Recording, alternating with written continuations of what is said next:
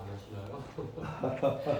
집사님 그런 건 하고 되게 큰 까먹어요. 아까우신데 한번 더 해주세요. 준비하세요. 네. 준비하시고 간증도 해주시길 바랍니다. 오늘 말씀에 의지해서 전해드릴 말씀은 왜 찬양해야 되나, 왜 그의 이름을 송축해야 되나 하는 아주 기본적인 제목을 가지고 말씀을 전하도록 그렇게 하겠습니다.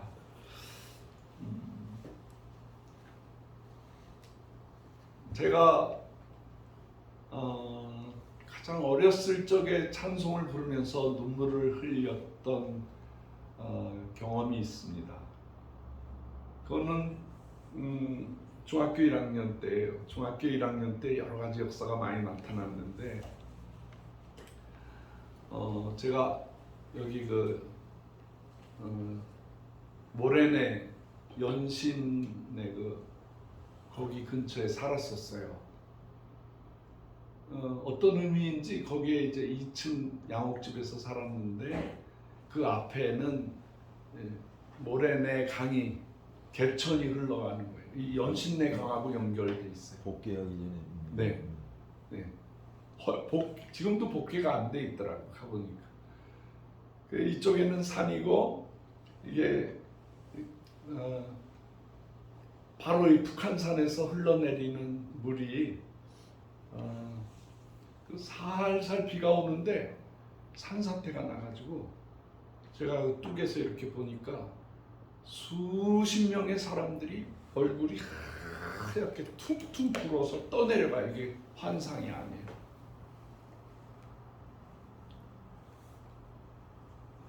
이 꿈 같은 일인데 한 사람이 떠내려가면 그 다음 사람이 떠내려가. 근데 물살이 급류라서 들어가서 건져야 되는데 건질 용기가 안 나는 거예요. 나이는 어리고. 그 동네 사람들이 아유 저 이걸 어쩌나 하는데 그 걱정이 어디까지 나오면 이 뚝이 무너지면 우리 다 쓸려갈 텐데 그런 생각이. 그래서 제가 그 험악한 상황을 어머니한테 보고하려고 들어갔더니 어머니가 이렇게 넙죽 누우셔서 엎드린 상태에서 이렇게 합동 찬송가를 보는 합동 찬송가. 그래 그러면서 찬송을 부르시는 거예요. 지금 바깥은 난리. 근데 그 바깥의 그 급박한 상황과 어머니가 그 상황을 초월해서 하나님 앞에 찬송하는데 제가 중학교 1학년짜리인데 그게 감동이 돼가지고 속을 막 울었어요. 그때 감동해서 그 어머니하고 눈물을 흘리면서 부르던 찬송이 너무 감격스러워서 이렇게 얘기하다 보니까 어머니가, 제가 이제 아버지는 승자를 쓰시고 저는 이제 끝에 서자를 써요. 그러면 이제 아이를 낳으면 찬자로 간대요. 그러니까 중학교 1학년짜리가 머리로 생각할 수 있는 게 그러면 아들을 낳으면 찬양이라고 해야 되겠다. 찬송이라고 해야 되겠다. 딸 주시면 찬미라고 해야 되겠다. 그렇게 결정을 했어요. 그때 그 불안함과 그리고 어머니가 정말 마음의 평안을 가지고 찬송을 부르는 모습에 감동이 돼서, 그리고 제가 15년 뒤에 결혼을 했거든요. 15년 뒤에, 그러니까 29, 30 때 이제 결혼을 해서 집사람한테 그랬어요. 내가 중학교 1학년 때 이러이러한 영적인 경험이 있는데 그때 참 어머니가 나에게 자연스럽게 심어주신 영적인 경험이 찬양이다. 나는 아들 낳으면 찬양이라고 할 것이다. 딸 주시면은 찬미라고 하고 또 하나 주시면 무조건 찬송이다. 그렇게 했어요. 그래서 그랬더니 집사람이 나 빼? 그러더라고요. 나쁘지 않네, 좋네, 그런 소리예요. 그래서 정말로 셋을 주셨는데 찬양이, 찬송이, 찬미가 나왔어요. 할렐루야. 그래서 제가 이제 목회자라기보다는 저는 이제 일평생 전도자, 선교사로 살았어요. 이 교회 개척되면, 부흥되면은 다른 목사님한테 연결하고, 나는 또 개척할 곳을 찾아가고, 선교지에서도 마찬가지고, 그렇게 해서 아이들에게 내 아빠는 너희들한테 큰 부나 뭐 재물을 넘겨주는 그런 아빠는 안 된다. 다만 너희들에게 이미 유산을 남겨줬다. 너희들 평생에 하나님을 찬송하면서 찬양하면서, 그런 막내딸이 왜 찬미는 안 불러? 그래요. 찬미하면서 살아라. 그게 제 유산이에요. 자녀들로부터 내려가는 그 유산이. 그 어머니가 돌아가실 때 그 찬송가를 부를 때 참 많이 눈물이 흐르더라고요. 그래서 러시아 선교사 시절이니까 와서 어머니에게 드릴 게 없어. 어머니에게 드릴 게 없어서 어머니 그 입관할 때 러시아 찬송가 성경을 이렇게 해서 어머니 머리맡에다가 이렇게 넣어드렸어. 그때 참 눈물이 많이 나더라고요. 그러면서 천국에 대한 소망, 믿음의 확신, 우리 어머니는 천국에 가셨다. 나도 천국에 갈 거다. 그게 어디에서 나오냐면 찬송을 부를 때 나오는 거예요. 할렐루야. 아멘. 우리 찬송을 부르면서 사는 거예요. 여러분들은 언제 찬송을 부르면서 눈물을 흘리십니까? 아마 생각이 날 거예요. 여러분들도. 저는 중학생 때 죄를 회개하고 용서받았다는 확신이 생겼을 때 그렇게 또 눈물로 밤새 철야하면서 찬양을 했습니다. 오수민 장로님하고 저하고 군대를 똑같은 육군 그 논산훈련소로 갔어요. 뭐 훈련소 가니까 막 사람을 잡는데 이건 인격적인 것도 하나도 없고 이거 사람을 쫓아다니는데 주일날 되니까 교회 갈 수 있는 시간인데 가서 얼마나 또 눈물이 많이 나요. 찬양을 하니까 사람이 살겠더라고. 찬양을 하니까. 뭐 이렇게 막 괴롭히는, 일부러 이제 복종을 가르치고 군대 군인으로 만들기 위해서 이렇게 그런 프로그램이 진행되는데, 처음 받는 사람한테는 그게 굉장한 힘이 드는데, 저를 이렇게 가이드하는 교관이 있었어요. 교관하고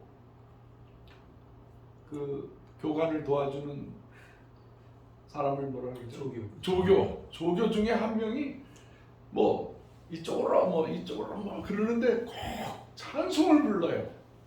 나이는 나보다 어린 사람 같은데, 그러면 그 사람 앞에만 가면 되지. 그 사람 앞에만 가서, 그분은 그 와중에 이 훈련병들이 얼마나 영적으로 지금 힘들고 육체적으로 힘든가를 아니까 그냥 찬송을 부르면 그 앞에 그렇게 우리를 이렇게 안아주고 그러더라고요. 그래서 거기서 배웠어요. 야, 아무리 힘들어도 찬송을 부르면 사는구나. 찬송을 불러야 되겠다. 찬송을 불러야 되겠다.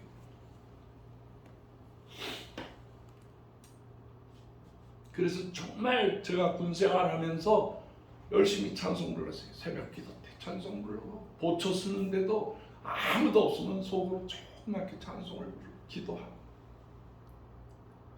그랬더니 조그맣게 불렀는데도 밤이니까 소문이 야 여기 목사 왔대. 여기 목사 누구야?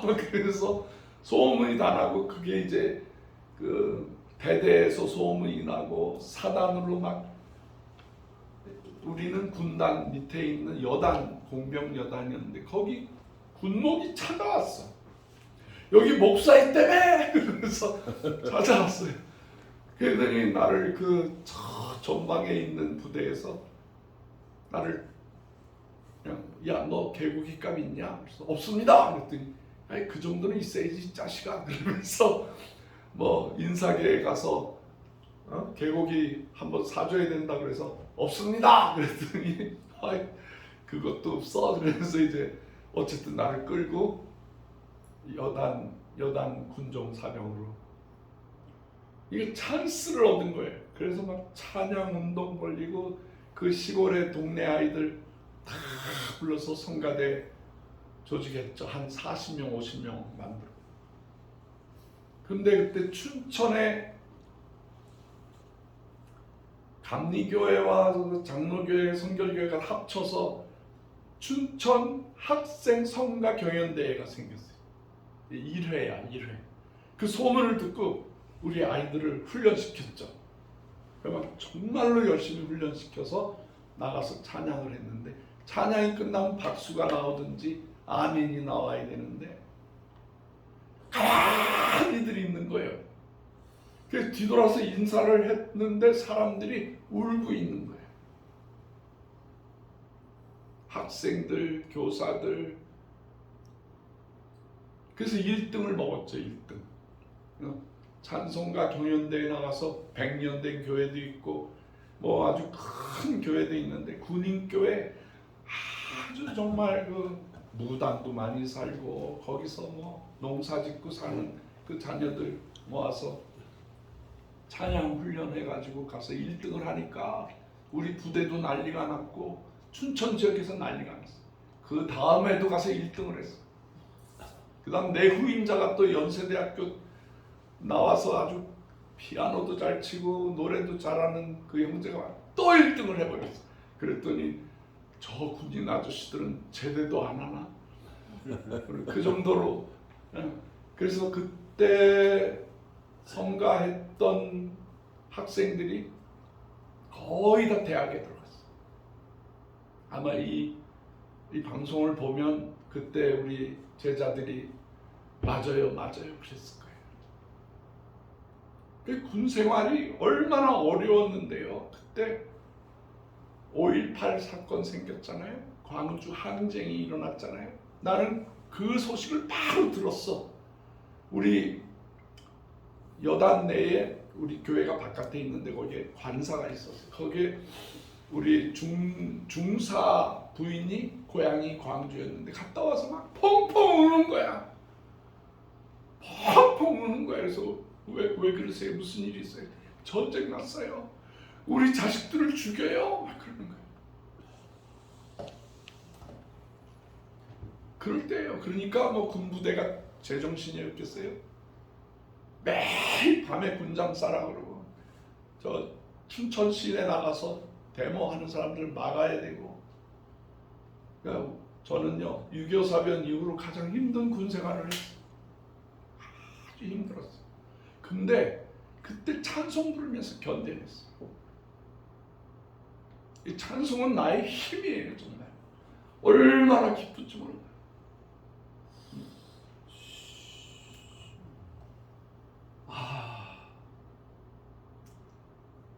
저는 이제 신학을 했기 때문에 음악을 못했어요. 음악은 겨우 배운 게 이제 성가대에서 대원으로 또 훌륭한 지휘자님들을 만났어.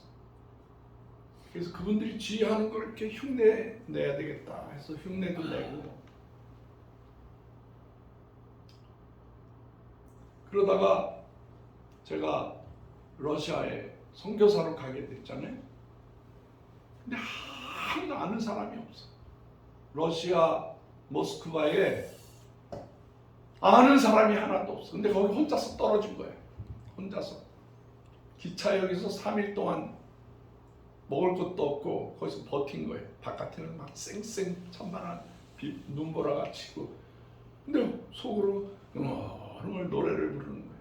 그게 이제 러시아 말로 전도하는 거예요. 전도.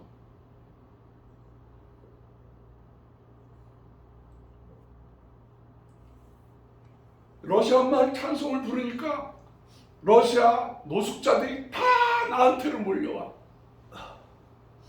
그리고 이제 사탕도 주고 먹을 것도 주고 전도주도 주고 이러면서 사람들을 전도를 했는데, 이렇게 해서 무슨 효과가 있겠느냐 했는데, 놀라웠게도 그 사람들이 그때 들은 찬송가를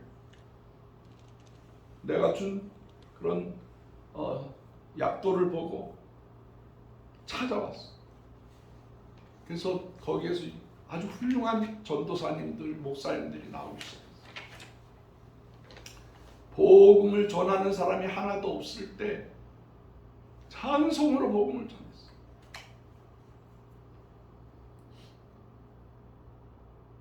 제가 모스크바의 붉은 광장에 가면 거기서도 뭐 러시아나 중앙아시아 사람들이 모스크바에 오면 붉은 광장에 놀러 오거든요. 그러면 혼자서 이렇게 서서 전도지 다 준비해가지고 그냥 찬송하는 거예요.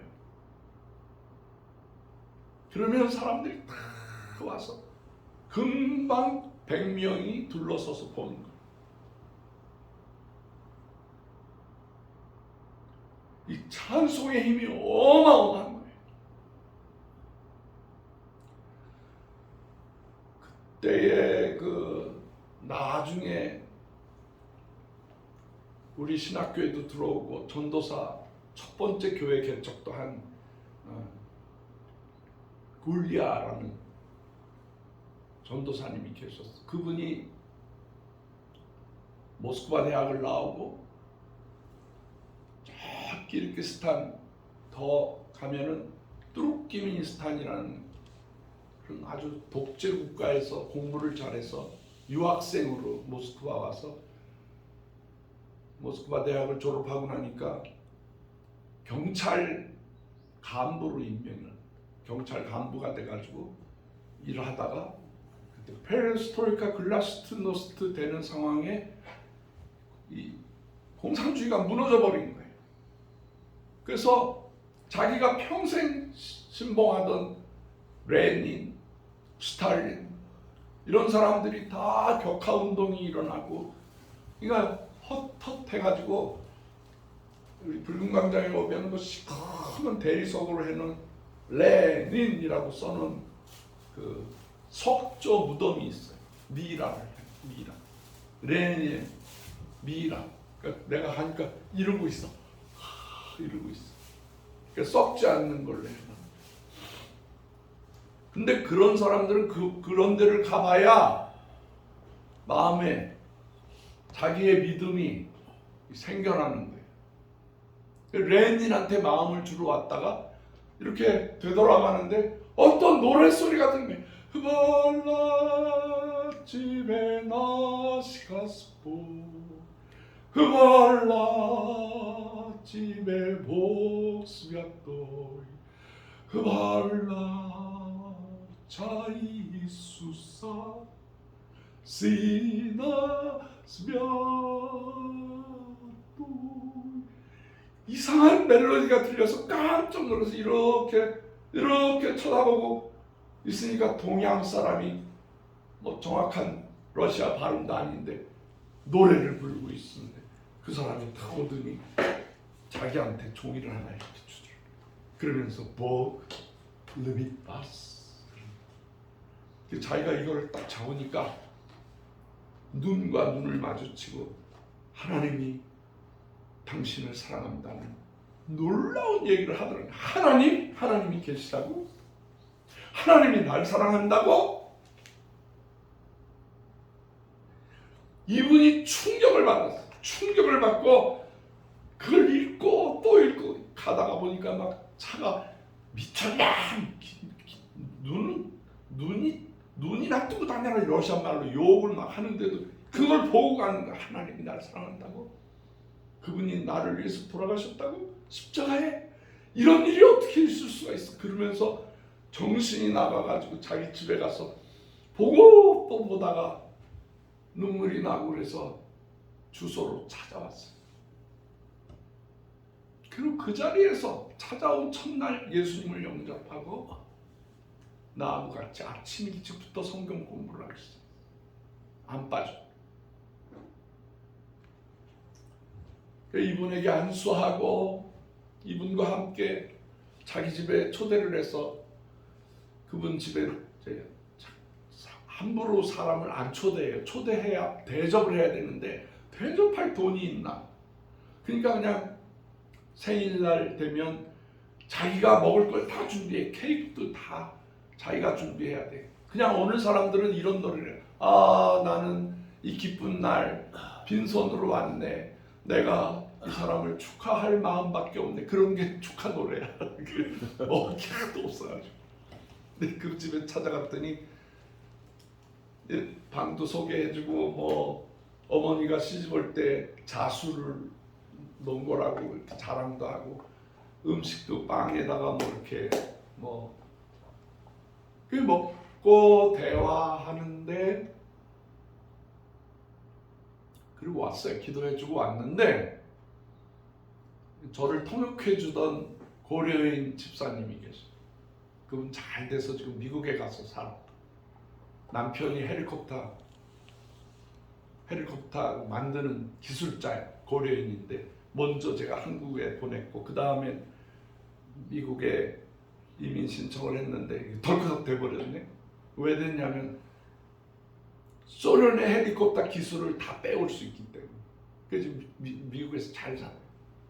어쨌든 제가 잠깐 러시아에 있는 사이에 별별 만남이 있었는데 기적과 같은 만남들이 이루어지게 된 거예요. 그때 그 고려인 그 집사님이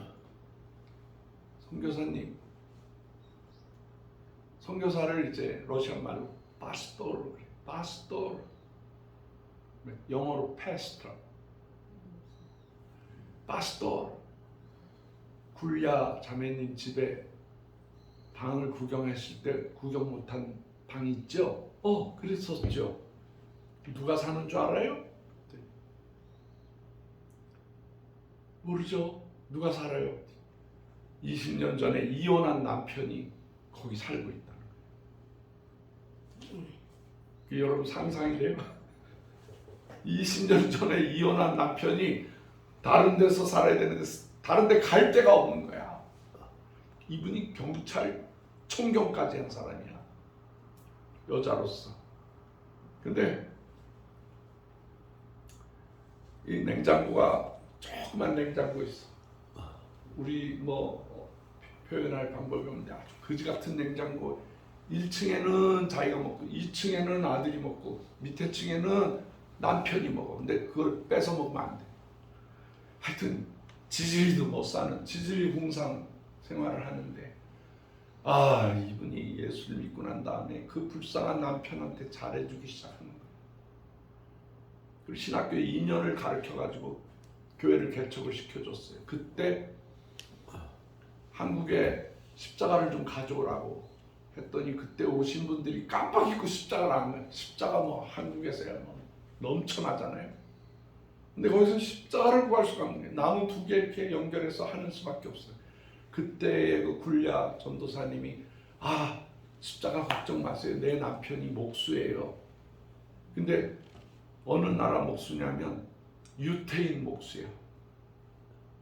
이 여자는 회교도였고 무슬만이라고 해요. 이 남자는 유태인이고. 그래서 헤어졌는데 예수 믿고 변화받고 이 남편을 용서하기 시작해요. 우리 교회 나와서 아들이 신학생이 되고 며느리를 또 우리 신학생을 얻어가지고 결혼을 시키고 교회 창립을 하는데 개척 창립을 하는데 그 남편이 십자가를 만들어 가져왔어. 십자가를. 둘이서 같이 살게 만들어줬어요. 이런 게 찬양에서부터 나온 거예요. 난 지금도 소원이 오장로님하고 오늘 트럼펫 잘 부르시는 우리 송 예비 장로님 모시고 저기 지축역에서 나발 부르면서 찬송하면서 좀 전도했으면 좋겠어. 할렐루야. 하자고 이제. 제일 좋은 날씨. 여름엔 더워서 못했고 겨울에는 추워서 못하니까 그렇게 좀 했으면 좋겠어요. 장로님 시간 낼 수 있지? 할렐루야. 우리 권사님, 홍 권사님 저 들고 다니는 키보드 가지고 가서 우리 같이 합시다. 30분만 해도 역사가 나타나. 30분만 해도. 그냥 노방전도의 열매를 너무 잘 알아. 근데 이게 혼자서 나가서 하고 싶은데도 이상하게 안 돼. 동역자가 두세 사람이 모여야 될 것 같아. 두세 사람이. 이분이 교회를 잘 하고 제가 잠시 우리 고국에 와 있는 동안에 연락이 왔어. 굴야 전사님이 노쇠 현상으로 돌아가셨다. 저와 함께했던 많은 의사가 목사가 되고 전도사가 되고 많은 분들이 이제 30년, 35년, 40년이 되니까 많이 돌아가셔. 그래도 그분들을 어디서 얻었냐면 노방전도 통해서 찬송을 부르면서. 여러분 시편 기자가 찬양하라고 우리에게 굉장히 많이 말씀을 하세요. 성경에 시편에 보면 찬송은 모든 창조물과 성도들의 의무이기 때문에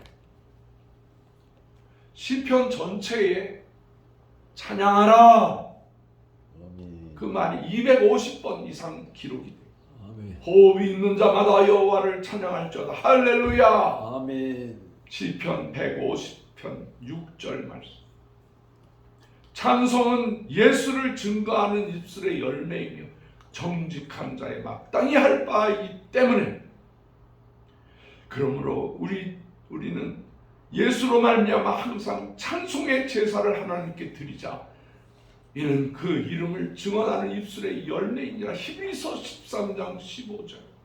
너희 의인들아 여호와를 즐거워하라. 찬송은 정직한 자들의 마땅히 해야 할 고백이니라. 아멘.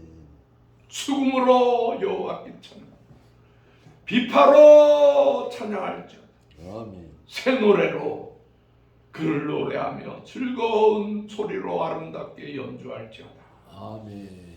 우리 송백현 집사님 이거 혼자서 공부하신 거야. 트럼펫. 시간이 날 때마다 골방에서 얼마나 귀해. 하나님을 찬양합니다.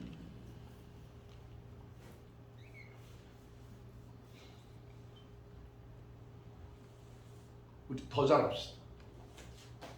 저도 좀 뭘 하려고 팸프루트 사놓고 뭐 기타도 사놓고 뭐 여러 가지 했는데 하고 싶은 마음이 간절. 하고 싶은 마음.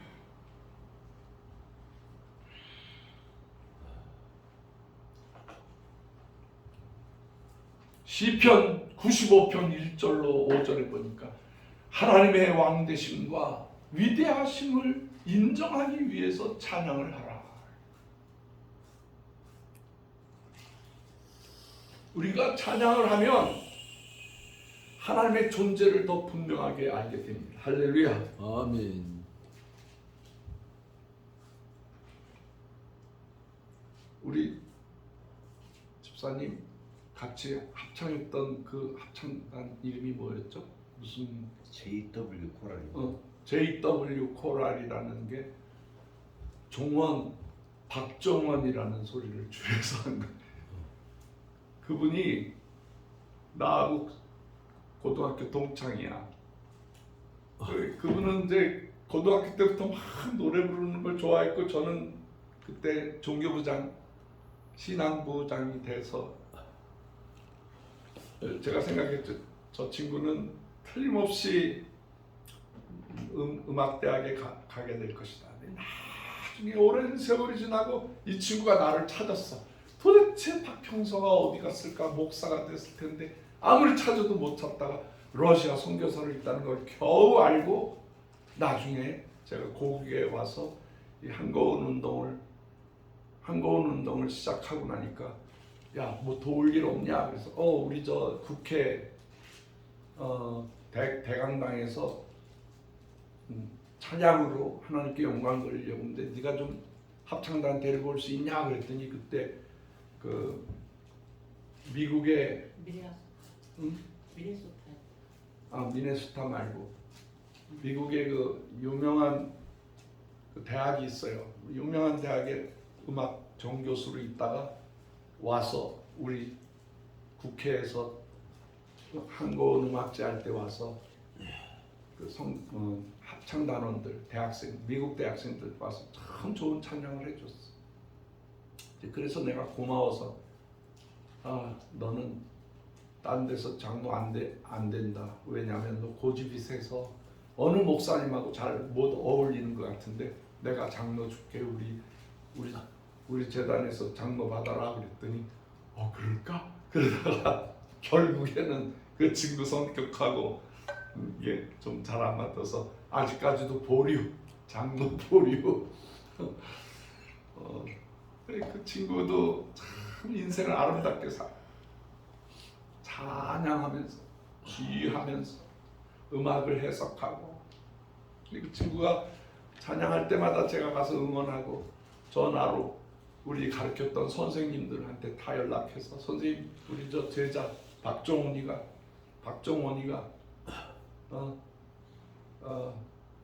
서울시립 합창단 연주합니다. 요즘엔 강릉 시립 합창단으로 갔는데 그렇게 해서 우리 동기들이 또 이렇게 저기 그 천안에 있는 합창단도 만들어주고 그래서 우리 동기 중에서 보배고 또 제가 영적으로 잘 섬겨야 될 그런 분이고 힘이 나는 거죠. 찬양만 하면 힘이 나 죽겠어. 너무너무 좋은 거예요. 찬양. 우리 오장로님하고 이중창 할 때도 그렇게 기뻐. 할렐루야. 우리 오장로님 옛날에 나하고 사중창 할 때 참 그때도 노래 잘하고 하여튼 매력이 있었어. 매력이 있어. 근데 지금 이 나이가 될 때까지 같이 찬양할 수 있는 게 이게 하나님의 축복입니다. 큰 축복입니다.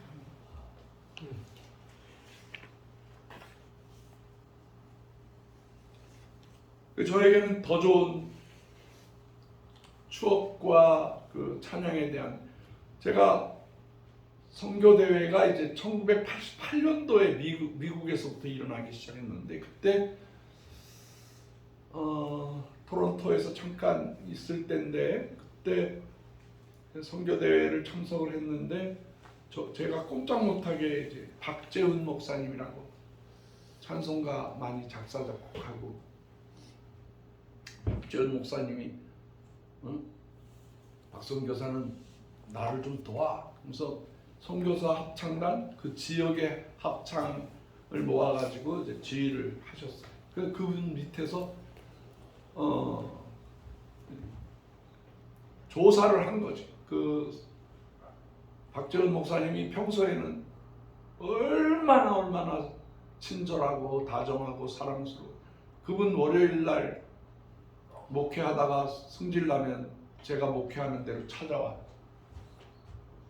박 목사, 내가 몇 시에 도착하니까 그러면 네 오세요. 그러면 1시간을 걸려서 와서 제 차로 바꿔 타고 쫙 호수가 거기에 몇 개가 있냐면 3만 개가 있어. 호수 안에 섬이. 그렇게 경치 좋고 막 스키장도 수십 개가 있는 그런 곳을 이렇게 안내를 하면 이분이 주일날 집사한테 당하고 장로한테 당했던 걸 이놈 자식들이 나를 바꾸면서 이제 소가리를 하시는 거야. 그러면 난 그냥 경치 좋은 데를 모셔다 대. 이분이 평소에는 그렇게 친절한데 쥐할 때가 되면 사람 잡아요. 그냥 반주자가 하나 틀렸지 이러면 반주자 더 이상 못하고 도망가. 바깥에서 울고 있어. 근데 뭐 회복시키는 것도 없어서 결국 제가 가서 아유 마음고생하셨어요. 알잖아요. 그래서 달래가지고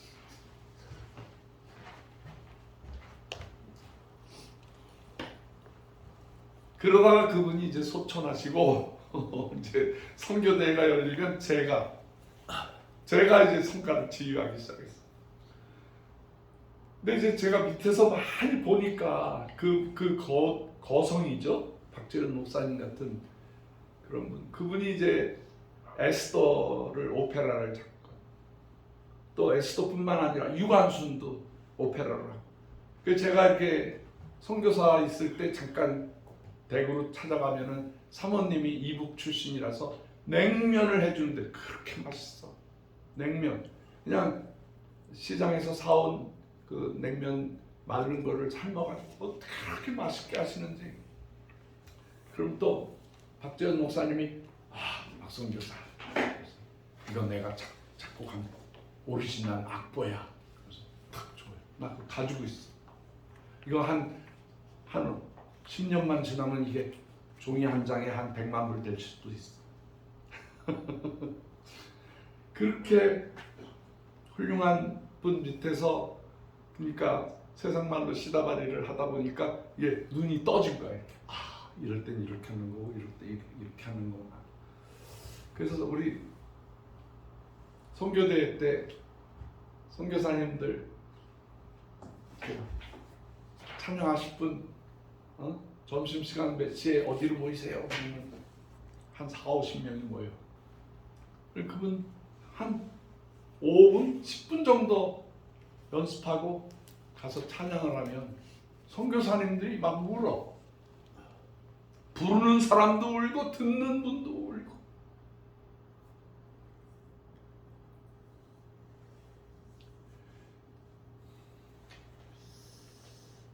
하나님이 그런 그 은사를 주셨어요. 그런 은사를.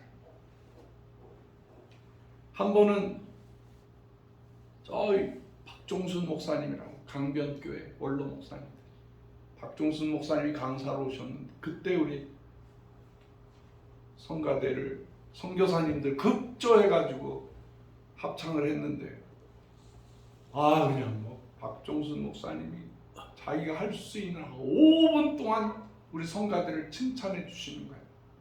우리 선교사들이 어쩜 그렇게 그러니까 선교사들이 한가락 하다가 선교지에 갔으니까 남의 나라 말로 찬양하고 그러다 보니까 우리가 예를 들어서 한국말로 찬양하면 눈물이 이렇게 확 나잖아요. 근데 갑자기 테너로 하면 눈물이 싹 사라져. 갑자기 베이스로 가면 그 멜로디를 잃어버려서 그런지 화음은 되는데 눈물은 딱 멈춰. 그것뿐만이 아니에요. 그 나라 말로 찬양을 부르면 이게 은혜가 되다가 갑자기 그 어려운 원주민 말로 불러야 되니까 눈물이 사라지는데 그런 선교사님들이 와가지고 한국말로 막 찬양을 하는 거예요. 절제도 안 시켜. 그냥 막 부르짖으라 그래. 그렇게 해서 찬양하고 선교사님들이 눈물을 다 흘리고 막 헤어질 때 4년 뒤에 또 만나요. 선교사님 4년 뒤에 또 만나요. 이 선교대에서 제일 사람 찾기 쉬운 게 박선교사님이에요. 그래서 왜? 그랬더니 수염이 산적처럼 나 있어가지고 금방 알아볼 수 있다. 우리 선교사님들이 찬양을 할 때 어떤 은사보다도 더 강력한 힘을 얻어요. 아멘. 여러분도 마찬가지예요. 노래를 잘하든 못하든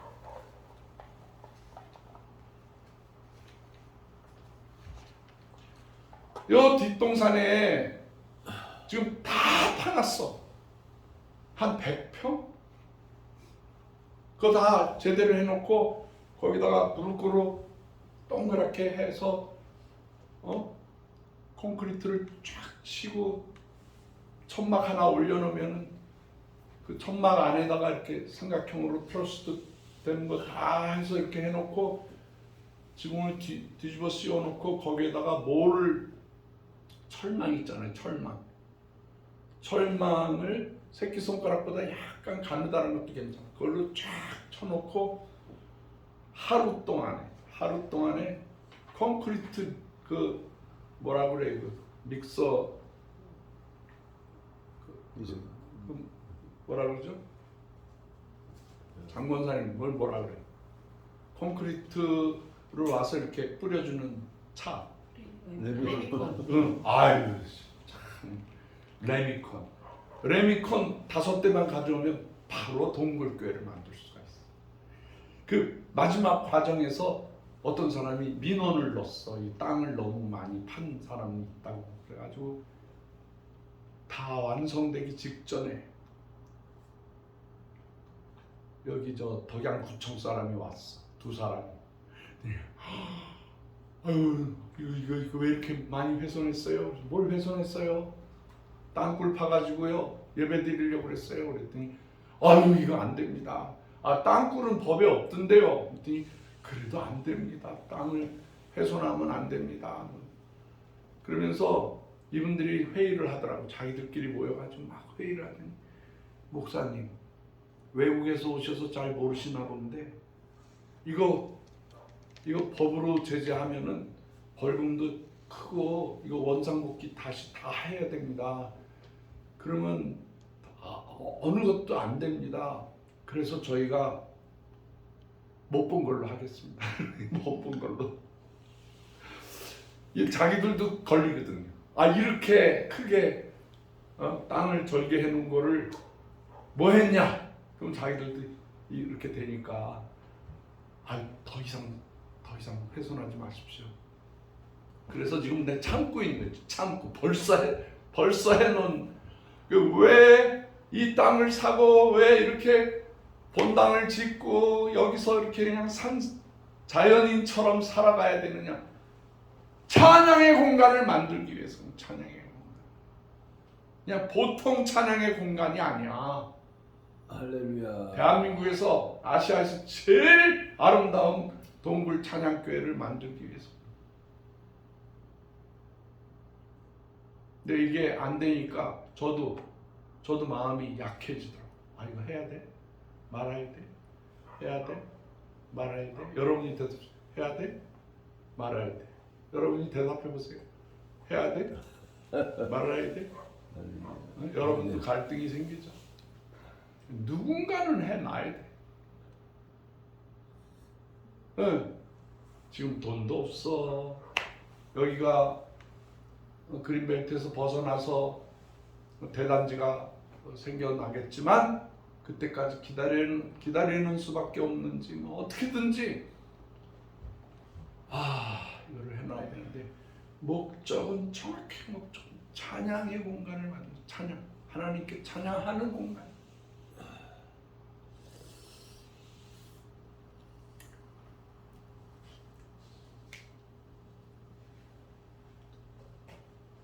우리가 찬양하면 하나님의 능력을 덧입기 때문입니다. 찬양하면 하나님을 더 잘 알 수 있습니다. 우리가 찬양하면 얼거진 사슬을 끊고 승리하기 때문에 그렇습니다. 하나님의 지키심과 보호심 아래 거하기 때문입니다. 우리가 찬양할 때 영혼의 힘을 얻고 변화를 받고 찬양할 때 신유의 역사가 나타나고 할렐루야. 찬양할 때 의심이 사라지고 믿음이 생겨나고 콜로세움에서 사자밥이 되기 직전에 마지막 그분들이 할 수 있는 찬양밖에 없었어요. 찬양 할렐루야. 자기가 사자의 날카로운 이빨에 살이 뜯겨나가고 뼈가 부러질 때도 찬양을 불렀어요.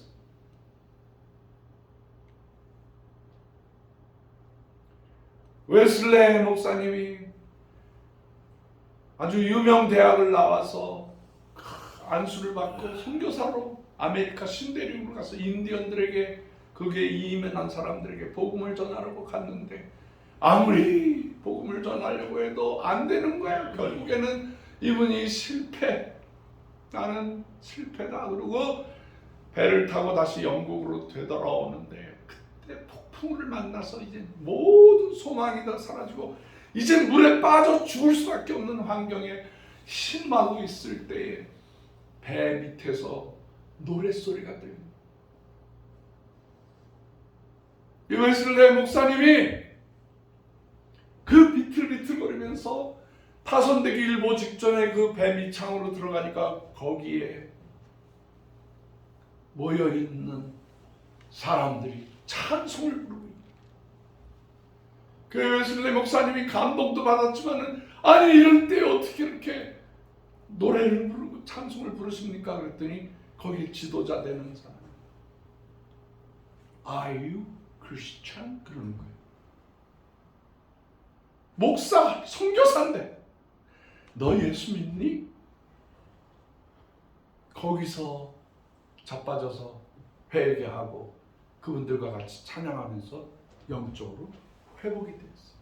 그래서 그분이 감리교회를 세울 수 있는 어마어마한 올드 스케이트 거리에서 찬양과 말씀을 들으면서 변화를 받아 중생하게 됩니다. 그전에는 목사였고 그전에는 선교사도 했고 공부 잘하는 학생이었고 규칙쟁이였고 뭐든지 말씀대로 하는 사람이었지만 찬양 소리를 듣고 영이 살아나기 시작합니다.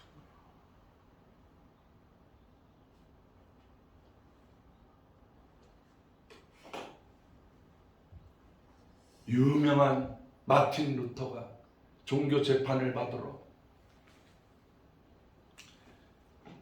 우는 사자처럼 덤빈 그리고 자기를 잡아서 죽이려고 하는 사람들 앞에 가서 종교 재판을 받아야겠는데 얼마나 두려웠겠어요. 그럴 때 그 수녀를 하다가 본어게인 해가지고 3호로 결혼을 한 그분이 검은 상복을 입고 있는 거예요. 검은 상복. 그래서 아니 누구 죽었어? 아유 당신 나한테도 말 안 하고 누가 죽었어? 그랬더니 하나님이 죽었어요. 그랬더니 무슨 말을 그렇게 하느냐? 그랬더니 당신 하는 행동을 보니까 하나님이 없다. 그때 회개하고 종교재판 그 빌딩 안으로 들어가는데 그때 영감이 떠올라서 작곡했던 노래가 내 주는 강한 힘이요 방패와 병기 되시니 그 건물에 기와지붕처럼 많은 사탄들이 마귀들이 공격한다 할지라도 하나님이 함께 하시면 이긴다 이거예요. 그래서 종교개혁을 완성하셨어요. 할렐루야. 찬송은 때가 됐든지 어디든지. 제가 제일 좋아하는 성경 구절이 장례식 때 가면 꼭 이 말씀을 전해. 그게 시편 23편이야. 제가 결혼식 때 가서 축하할 때 시편 23편을 얘기해요. 아무도 없는 외로운 산길, 무덤길을 지나갈 때 저는 시편 23편을 노래해.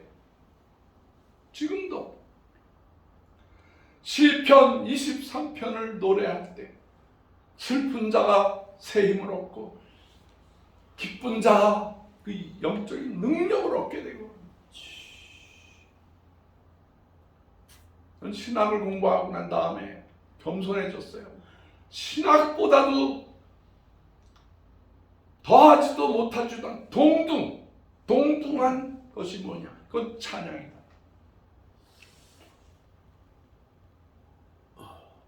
찬양이 이렇게 중요해요.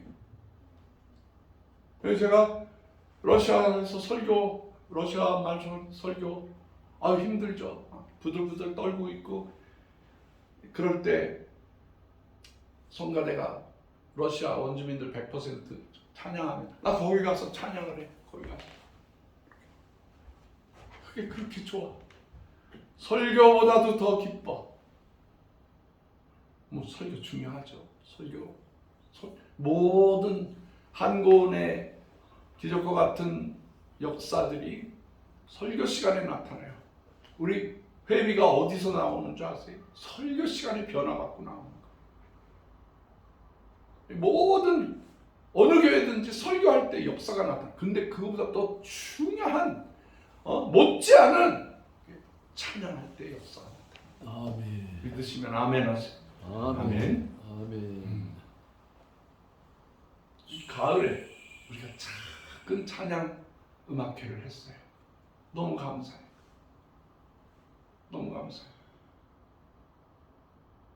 우리 홍성진 권사님 성실해. 안 빠져. 꾸준히 나와. 이건 권사가 아니라 장로 시켜야 돼. 얼마나 감사한지 모르겠어. 우리 송 집사님 우리 한국원에 있으면 벌써 장로 원로 장로가 됐을 텐데 그 큰 교회인가 보죠. 대수가 많아. 우리 교회 우리 모임에 나오세요. 나와서 찬양 인도해 주세요. 우리 송 집사님을 통해서 음악인들이 막 모이기 시작하고 부흥되고. 아멘. 여기서 장로 받았죠. 어느 곳에서 애쓰지 말고. 아버지. 우리 한국은 북한을 섬기고 온 인류를 섬기는 단체이지만 이거 찬양으로 해가. 찬양, 기도, 말씀, 헌신 이것을 통해서 하나님의 나라를 완성해 나가는 저와 여러분이 되시기를 간절히 축원합니다. 아멘. 아멘. 기도하겠습니다. 하나님 아버지 아멘. 감사합니다. 주님께서 시편에만 250번 이상을 찬양하라, 찬양하라, 찬양하라 말씀하셨는데 우리가 이 찬양으로 주님 나라 갈 때까지 승리하게 하여 주시옵소서. 아멘. 아버지 우리 한국원의 찬양이 저 북한까지 가서 찬양하게 하여 주옵소서. 아멘. 북한 사람들을 이 찬양을 가르치고 같이 부르게 하여 주시옵소서. 아멘. 아프리카도 동남아시아도 그 어떤 땅이든지 가서 그분들을 먹이고 살리고 구원시켜 찬양의 동지들이 되게 하여 주시옵소서. 아멘. 미얀마의 지하교회 성도들 함께 찬양하게 하시고 주여 동티모르에 먹을 것이 없어서 쩔쩔매고 있는 그분들이 고구마를 먹고 찬양하면서 이 어려운 세상을 이겨나가게 하여 주시옵소서. 아프리카도 온 세상에 배고프고 굶주리고 인간의 존중받아야 할 마땅한 것을 얻지 못하는 분들이 다 회복되어 지구 전체가 하나님을 찬양하게 하여 주시옵소서. 아멘. 감사합니다. 우리 구주 예수 그리스도의 귀하신 이름으로 축복하오며 기도하옵나이다. 아멘. 아멘. 이 시간에 325장 찬송을 부르겠습니다. 우리 장권사님 헌금 준비 좀 해주시고 저기 열을 좀 저기 올려주시기 바랍니다.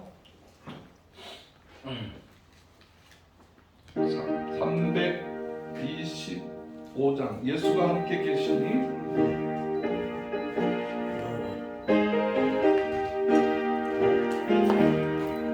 예수와 함께 계시니 시험이 오나 겁없네 기쁨의 근원 되시는 예수를 위해 삽시다. 아멘. 날마다 주를 섬기며 언제나 저를 드리고 그 사랑 안에 살면서 딴 길로 가지 맙시다. 주께서 칭찬하실 때 잘했다 칭찬하리니 잘했다 칭찬하리니 이러한 상급 받도록 예수를 위해